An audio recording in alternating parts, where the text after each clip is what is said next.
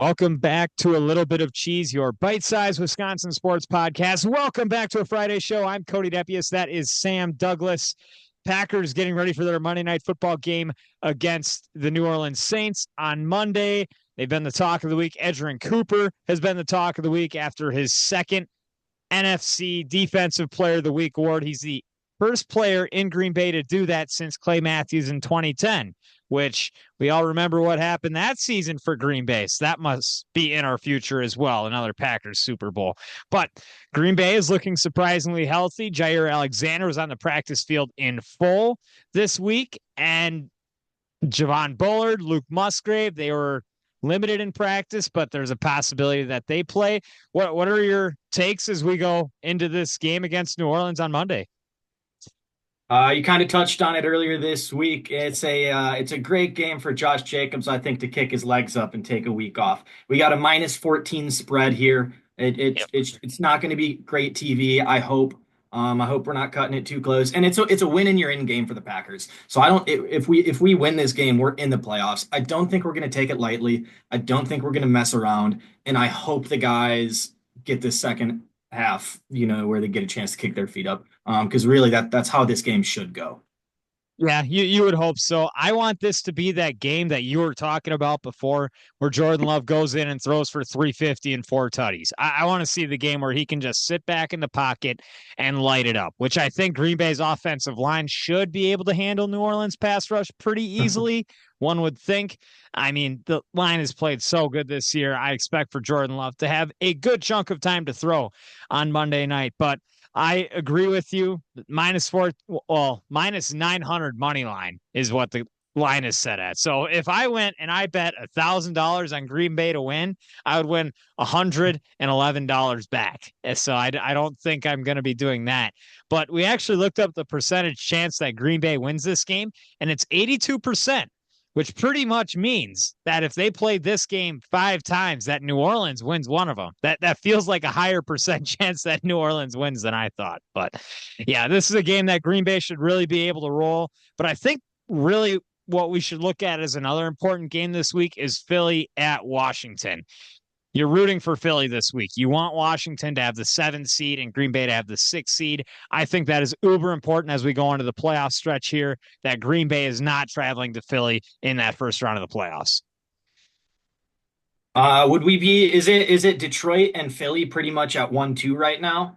Because I'd be a little bit more okay seeing Detroit in the first round. But if it's seeing the 3 seed, then I think that's going to end up being Minnesota, right? Yeah. Because Detroit would have the first round bye, and then the Sure. second team would have to play. So Green Bay would be playing like Yeah, another division winner before they'd be playing Minnesota, because Minnesota is going to be the 5 seed because Detroit's winning this division. So you would rather have Green Bay go and play a Los Angeles Rams team or an Atlanta mm, Falcons team or a Tampa Bay team over the Philadelphia Eagles. So I think it is just important absolutely.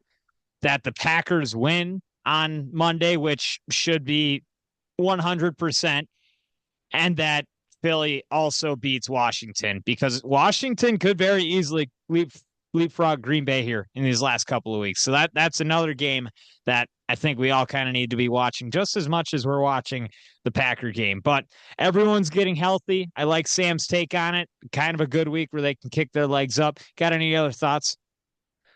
Hey, the Toyotathon Jordan Love is back, baby. I got He some numbers is. from his past 4 games. We were asking him to step up and take care of the ball. Past 4 weeks, he is 66 for 88, 872 yards, 7 touchdowns, 0 interceptions, 132.4 rating.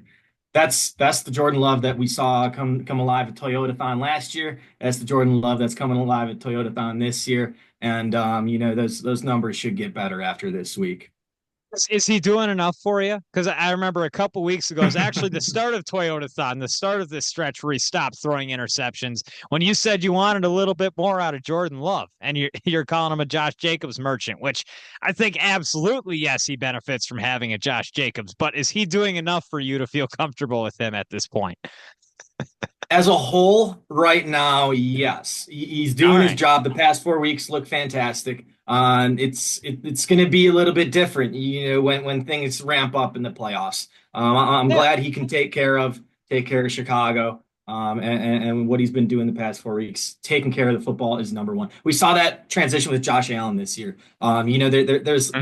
There's levels to this shit. If you can stop throwing interceptions, you raise your level. You enter a different Yeah. level of quarterback. You're taking points off the board for the next team.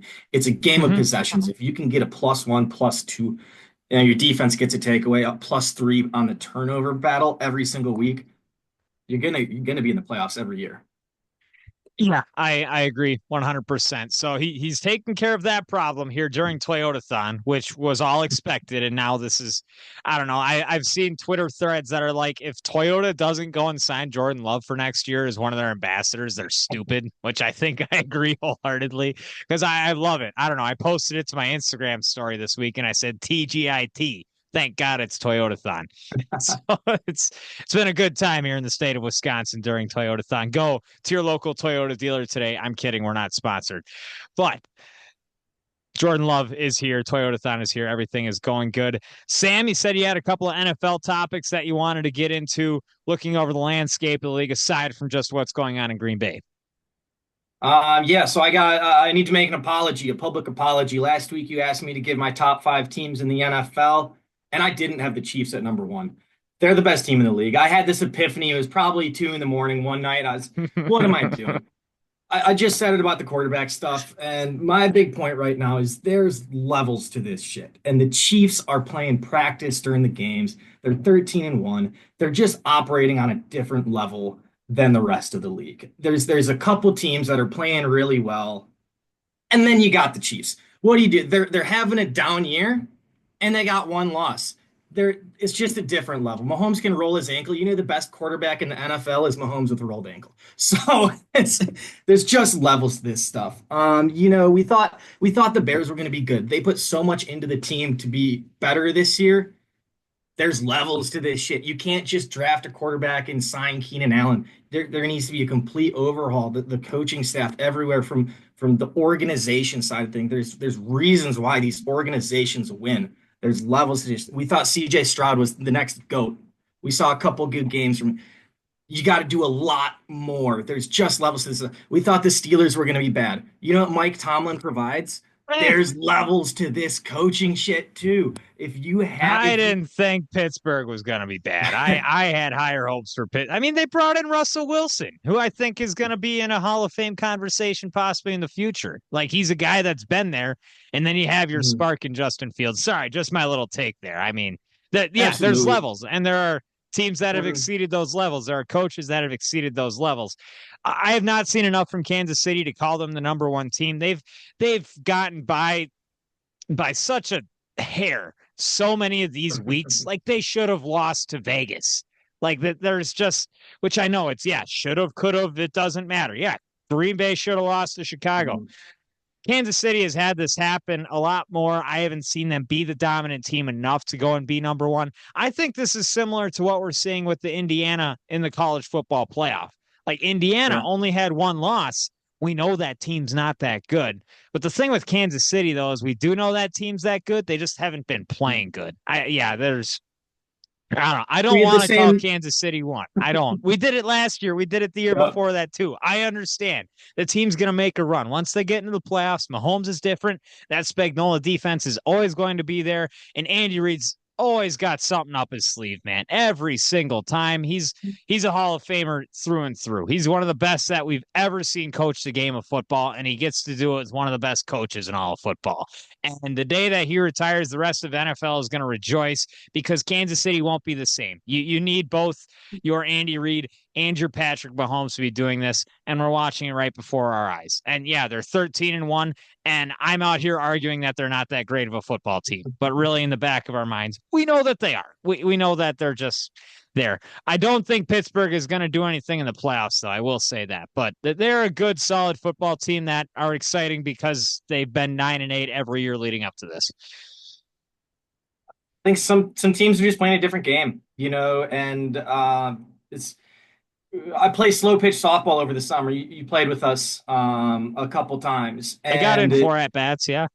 there's a lot of guys that come out to a Tuesday night at the slow pitch softball fields. You got some college ball players that are really good at Hmm. baseball who probably played good ball their whole lives. And then you got a 40-year-old construction guy who's hitting dingers in his sleep. Some guys are just playing different games. And, Chris Jones is going to make the sack when it matters. It makes you think he always could whenever he wanted to, anyways. I think Mahomes he can could. go on these 2 minute drives. You think he can just do it whenever he wants. So I just needed to make an apology until I'm proven wrong. The Chiefs are on a different level. They're playing a different game than the rest of the league. Sure. We do like public apologies. We've had a few public apologies here on a little bit of cheese, so they're always welcome here.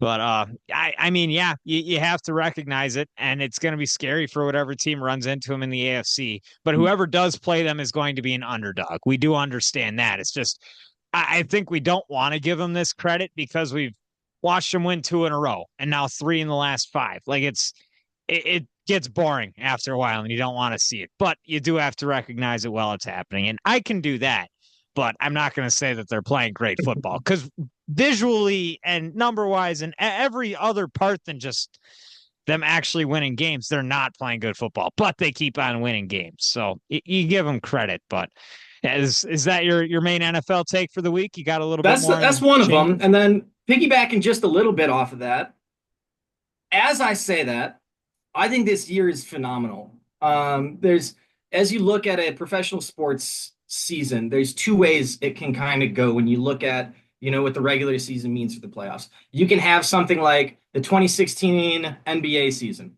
when none of it mattered. It's going to be the Cavs and Warriors in the finals. We Yeah. know the two teams are going to represent everybody. What are we doing here? Go play your games, have people sit in the seats. We know what it's going to come down to. And then you have on the other end of the spectrum almost what it was last year in the NFL, where we had a good 8 to 10 teams that could be in the AFC or NFC championship game. Nobody was really blowing our socks off. Lamar won kind of a mediocre MVP because nobody was stepping forward and winning it. I think this year in the NFL, we have 7 teams that can actually win this Super Bowl. Now, I just gave my talk on the Chiefs. I do think they're playing a different level. This is football. This is a game of margins. You get one tip pass at the line, the game can change. There are 7 teams right now in the league that can actually go win the Super Bowl. There's 3 weeks left in the season. I don't remember a time when there's this many bona fide Super Bowl teams. You got the Chiefs, Bills, Ravens, Eagles, Lions, Packers, and Vikings. Man, I don't know. At some point, Vikings can't win the Super Bowl. they're No, a full. that's So impossible. I had Vikings Steelers as a slash. So they can Yeah. mess up somebody's day if they get a bye and they win a game. But six and a half teams that can actually win the Super Bowl coming into Week 15. I think that's fun. I think it is too. And the MVP conversation where we were pretty much handing it to Josh Allen and what he was doing. Lamar Jackson, I have said before, and I've had arguments, and I was on the side that he was not that great of a passer.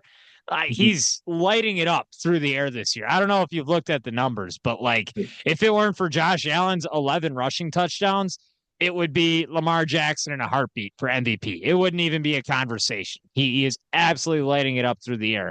But I do think you have a great point. I think if I were a betting man, you would have to go by what history tells you. And history tells you that Detroit's not going to win a Super Bowl because they're Detroit. And Buffalo is going to not going to win the Super Bowl because they're Buffalo. And then everybody else, I think, has an opportunity, except for Minnesota because they're Minnesota. But I mean that's just that takes no actual football and watching it into account. I think Philly's got flaws in their coaching staff. I think I talked a little bit about it on Monday, where you got like coaches arguing on the sidelines during blowout wins, like when head coach Sirianni's trying to talk to one of his players and one of the assistant coaches is coming in and yelling at him. That's not a good thing that you would think. And when you think of a Super Bowl, that seems like the year when you feel every single thing come together. So when you start to see things fall apart for these teams, it's when I start to write them off. And I Detroit is going through a lot of injuries right now. And David Montgomery, he better be back for the playoffs because I don't think Jahmyr Gibbs is going to be as good as Jahmyr Gibbs was without a David Montgomery. And that's without even having a second running back there. Their defensive line is going to be battered and tattered. Minnesota, I don't think is really. I mean, they're probably the worst 11-2 team I've ever seen. Like they're winning all the football games, but I don't see them winning in the playoffs. I really don't. I would put money on that. I don't think Minnesota can do it. I've been the Vikings hater this whole time. I was so low on them in the expectations. I had them finishing fourth in the North this year. So I guess I have to publicly apologize for that. But yes, this is a good season. There is parity. You have to love it. Just please don't let Kansas City win again. That's all that I have to say about that. But yeah, I think overall, a great year, very entertaining. I want to see what happens in the playoffs because I'm not going to remember any of these regular seasons. I'm going to remember what happens in the playoffs. And I think we're leading up to a really good, really fun one. I kind of want to see Baltimore get over the hump, whether it be Baltimore or be Buffalo. I want to see somebody beat Kansas City. That is, as long as that happens, it's a good NFL season. I'll put my chips down there. That's my big bet. Good on the NFL. But on the NFL till we get to the grader. Yeah, okay. I'm ready for the grader. Just to tease you guys a little bit. Sam had to send me one of the questions a little bit early because he wanted to give me some time to do some homework on it. And I think it was a really great question. So that'll be coming up in just a bit. But first, I do want to talk a little bit of Bucks. NBA Cup champions, the Milwaukee Bucks, raise the banner, right? They're going to put it up, aren't they? Did you buy a t-shirt there, Sam? Did you get one? Not going to buy No. a t-shirt. No. Not going to buy a t-shirt? No, I won't. I don't think I'll buy a t-shirt either. But $500,000 to every player, I think that's a great chunk. I think it's a great thing. It got people to watch a game on a Tuesday in the middle of December, and I think it was awesome. I think it's a really good stepping point for this team where they started 2-8.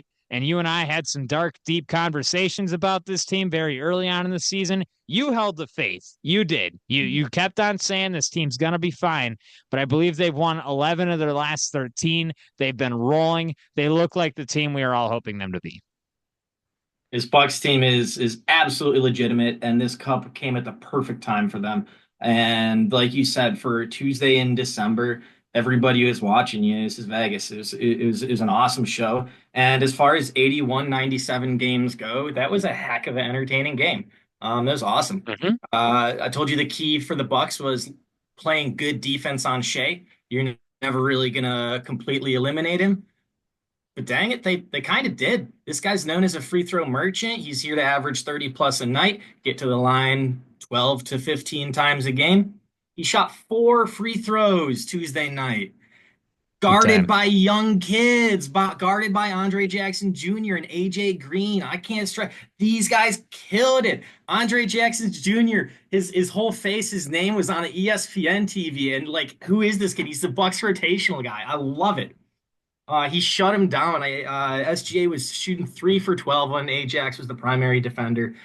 Ajax is now somebody that you game plan for. This is why I've been asking Doc to play him, ever since he came into the league. The athleticism is second to none. He had an alley-oop last year where his chin was above the rim. You just got to give the kid minutes. He's a little bit of an offensive liability, but after this cup, after everybody saw what he's able to do, AJ Green is now in the scouting report. Andre Jackson Jr. is now in the scouting report, and it provided a depth that the Bucks desperately needed. I mean, when you have a player like that, you'll take the offensive liability for what they can bring on defense and the presence that they have on the floor, especially on a team like the Bucks, where you have 2 guys who are going to put up over 25 points a night. Like, someone else can pick up the slack where Ajax doesn't need to. He should be giving you over 20 minutes every game. I think he's that kind of player. That is the guy that you want on the top of offensive player at the end of the game. He's someone you can put on them down the stretch. But AJ Green too, he is hitting shots. Is he hitting over 50% of his 3-point shots this year? It's been ridiculous. Just stupid, silly. It shouldn't be allowed, but he's doing it. And Derry Bird, I'll shout it every time he chucks one up. It's a pretty sight to see. He's got that he's got a form that just looks good. It makes you feel good about the shot. It's almost reminiscent of Klay Thompson, where he's shooting from any angle. He's getting to that top and he's getting his shot off. He had a fadeaway over Hartenstein in the corner, and it just looked like a pretty ball. This is he's a 6'5" shooter shooting over a 7 foot guy. And it's just beautiful. And enough about Ajax and AJ Green. This is Giannis, man. Giannis is the Yeah. best player in the world. We talked about there's levels to this shit. Giannis is playing a different game than the rest of these guys. And the Thunder are a little bit undersized. I was smashing the Giannis over on the rebounds, which paid out pretty good. But Hartenstein is not small, by any means. And these guys are lanky, good, strong defenders. This is the best team in the West. They're strong, they're big, they're a little bit young, they're athletic, and Giannis is playing a different game than them. He's able to do what he wants when he wants. He's the MVP of the league, and if there's any conversation about that right now, watch last night. Watch the game winner that got laid up over Jokic. Jokic was playing help defense, and he was on the block. And I think it was Shady and Sharp drove past Jamal Murray for a layup at the buzzer to win it, and Jokic took a step, didn't contest. He's a defensive liability. So you Hmm. hate to see somebody's downfall like that, but we've seen the amount of game saving and game winning blocks that we've seen from Giannis. Now you see Jokic get an opportunity, and he stands there and watches the game lose because he didn't contest a shot at the rim. Giannis is the MVP, man. I mean, I wouldn't call Jokic a defensive liability, nor would I say that Giannis is the MVP because I don't know. Jokic, I don't know. You look at the numbers on paper, and a lot of that carries a lot more weight to what the voters have to say. And Jokic's numbers are ridiculous. He might still be averaging a triple double with 33 points a game. That's where he was about a week ago. But I do believe that this is peak Giannis. Is this the best Giannis that we've ever seen right now?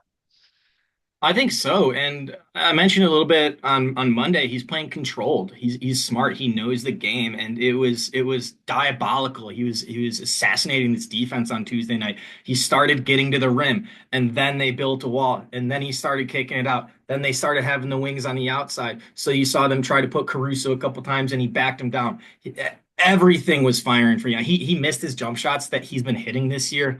But his bag is getting deeper. He's getting smarter, Mhm. and he's still at that peak physical form. 3, 4 years, 5 years from now, he's not going to have this level of physicality. But for right now, this version of Giannis, we're seeing him smart, we're seeing him calculated, and we're seeing him still be the most physically dominant player on the planet. Right. He uses now a comp like he used to rely a little bit more on his physicality, and you're starting to see more of the finesse, more of the true basketball player come out, and that's going to be what prolongs his career because Giannis is not going to be the athletic freak once he gets into his mid 30s, but the player that he is becoming, that guy can play, and that guy can play well. I think when you start to see the physicality start to diminish. So this is a player you want to see in Milwaukee for a long time. And this is without even talking about the leadership capabilities that this guy has. This guy makes guys want to fight for him. And You hear the every speech? team, You hear the yeah, speech like at the end of the game? He's locked in. yeah, it's bone chilling. It's those are one of those just legendary guys that just know how to bring people with them and to get the best out of people around them. And that's what makes you want to bet on a guy. And we're seeing a guy like Giannis who very easily could have sat down and said, I'm a one of the best players in the NBA, averaging 26 points a game and 10 rebounds a game. And he went out and still continued to get better. Like he continued to put in more work and work harder and to get his teammates there with him. He's the guy that you want to tell your kids about. Like this is the guy that did it the right way. Like he went in and regardless of how good he already was and where he could have just kept doing the same thing, continued to keep working and get better. And we've seen him now at the age of 30. I think he could still continue to get better. And he's still better than we've ever seen him before. And it's crazy that we get to watch this in real time right before our eyes. So like when we were talking before with the Chiefs, like when you just got to recognize some things, like just take a moment and sit back and realize that you are watching one of the best to ever do it when you turn on the Bucks and you watch Giannis out on the floor. Like it's one of those things when you're gonna sit down 20 years from now and be like, man, I remember watching that guy play. Like that was cool. We got to watch that. And I think about that with like Aaron Rodgers and Devontae Adams and when you had Jordy Nelson going, like those are some years when you sit back and you reminisce. But we're watching some years right now for Giannis that we're going to reminisce about in the future. So kind of just this is a very psychological episode. How's your psych degree going, by the way, Sam? Psych degree is out the window. Philosophy degree is coming soon, though. Philosophy. There we go. Hey, I like that too. No, we're kind of in a philosophical mindset here on this episode. There's levels to this. I think that might have to be the title of this episode because it's been a good theme here. But Giannis is at a higher level than anybody I've watched play the game, and we have to recognize that. Uh, so the Bucks taking on a Cleveland team tonight at 6:30. So less than 2 hours until that game. Cleveland right now 23-4, looking like arguably the best team in the NBA. So how much stock did you put on the NBA Cup championship? And can you compare that to the stock that you put into the game tonight, taking on arguably the best team in the NBA? The cup is definitely a higher precedence, and I would not be very bummed if we lose tonight because of the emotional toll that the NBA Cup had put on us. It was taken seriously. These guys wanted to win it. They put some, they put some emotional investment into that. So if there's going to be a little bit of drainage after, I think the Lakers last year lost 6 of 8 coming out of the Oh, NBA Cup.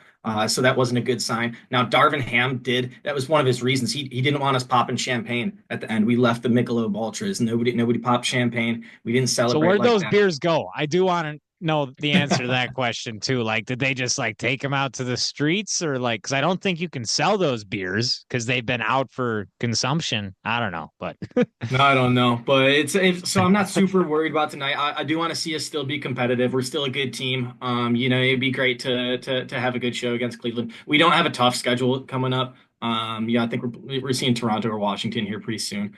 But you see Washington tomorrow on Saturday, and then you see the Bulls on Monday, which they've lost to, I think, both of those teams earlier this season. So, I mean, yeah, take it as it is. good way to get the wheels rolling a little bit. We'll see a tough team tonight, and then we'll get a couple wins, and the regular season will keep trucking along. I think the next big goal for this Bucks team is get that top 3 seed.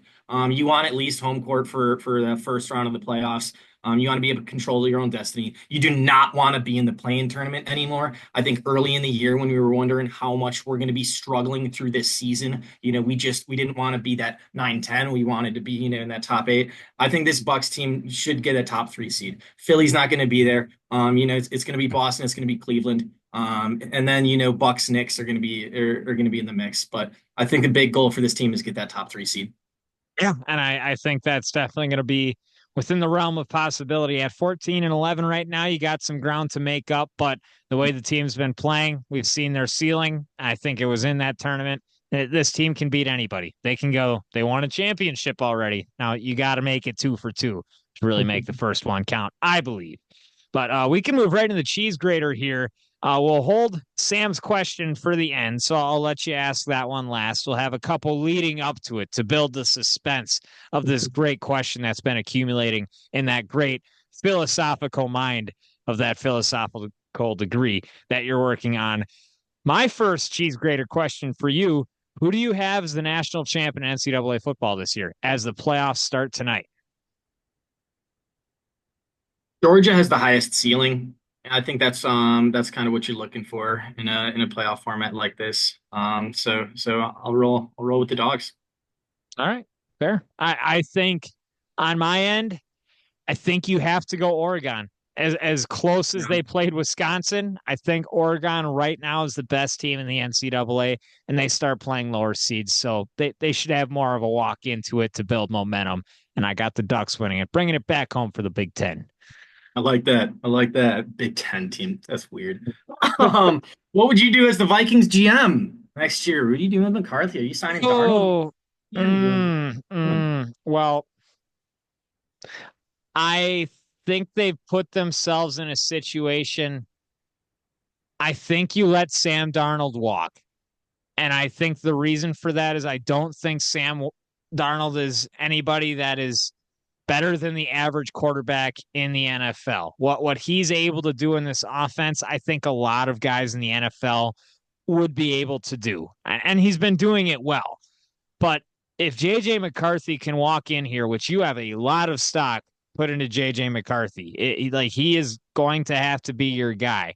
And right now, you don't have to commit a lot of money to him. So if you let Darnold walk and you don't sign him, you have more money to play with to possibly build up the offensive line a little bit more or to focus on the defense. And you possibly go out and you draft a young running back next year.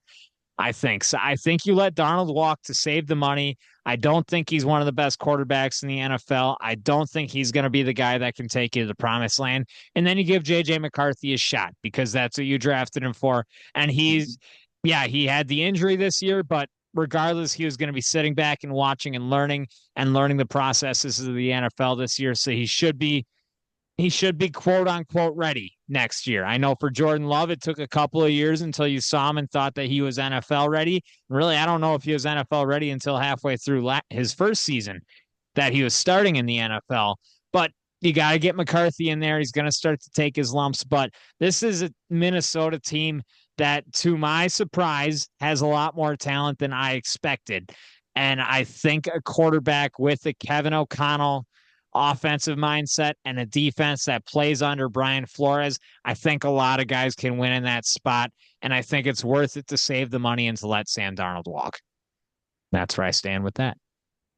What is the percent chance that the Saints have of winning on Sunday? ESPN has it at 18% that the Saints could beat. 0% chance. Rookie quarterback Cody, it's zero. Rookie quarterbacks have been so bad when they're getting thrown in. Spencer Rattler is so bad. This is how bad they are. I'm in a fantasy football playoff right now.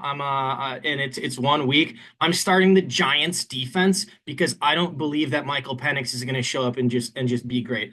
These young quarterbacks, these first year quarterbacks, they need time. They're not great in their first games. And I believe in that so wholeheartedly. I'm starting the Giants defense in a playoff game. So 0%. 0%. Spencer Rattler is not doing anything. All right. And they don't have Alvin Kamara either. Like this is a battered, bad Saints team. Yeah. That's I'll take your 0% chance because that's your answer. Time's running a little bit close, and I think we want to make sure we get into the fun one here. So just go into it. Yeah. Why don't you give me three guys in their rookie or sophomore year that are Hall of Fame locks? So I don't think anybody's a lock. I'll preface by saying this, but at this point in their careers, and I'm going to pick four of them for you because I have one that I think you're going to disagree on. So I'll pick the other guys first.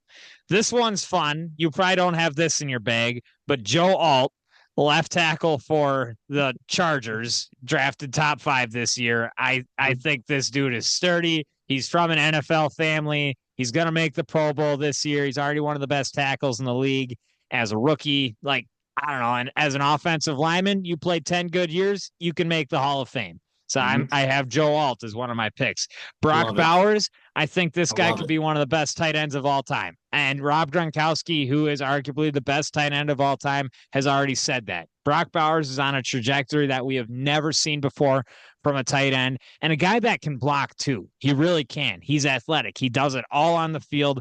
I love this kid. He's saved a lot of my fantasy seasons because he was drafted so low. And I'd pick him a little bit higher than I should have. But that's because he just had that feeling that he was going to be that good, and he is already in his rookie season. And then the other guy that I have is Puka Nacua because of the records that he broke last year. Yeah, I mean, what this guy does on a night in, night out basis, every single night he's there, and it's not due to athleticism that's going to go away from him when he gets older if he starts to go through an injury. It is like just off of sheer talent and ability. Like this guy is not more athletic than anybody else on the field.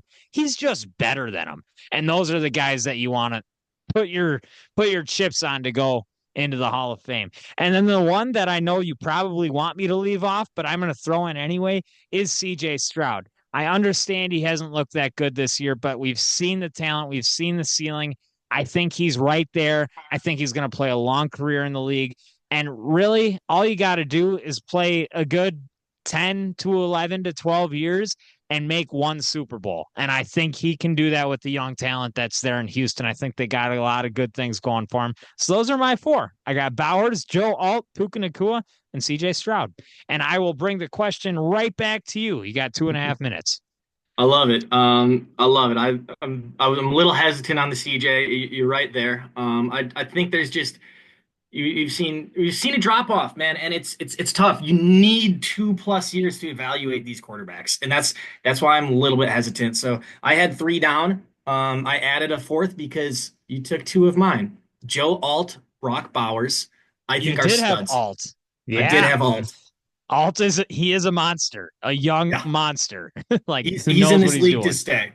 I think Yeah. it's week 15, and in week 3 there was game plans like you're gonna run into this guy, and it's Yeah. just Big Joe.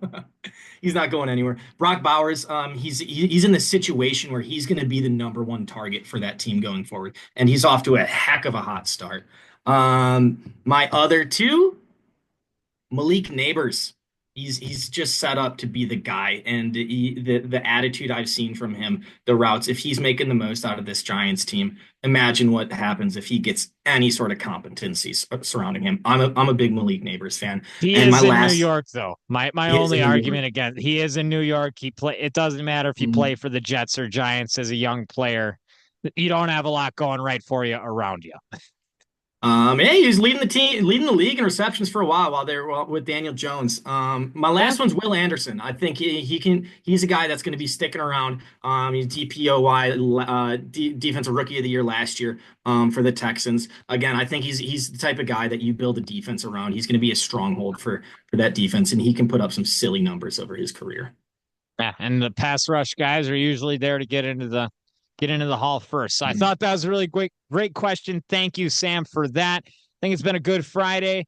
We got an exciting weekend once again. You got Bucks tonight. Badgers play basketball on Sunday, and then the Packers on Monday night. We will not be back next week. It's Christmas, so we're gonna go and celebrate that with our families. So Merry Christmas to y'all. We'll see you after Christmas, probably next Friday. I'm Cody. That's Sam. We thank you for being here. Have a Merry Christmas, guys, as this has been a little bit of cheese, your bite-sized Wisconsin sports podcast.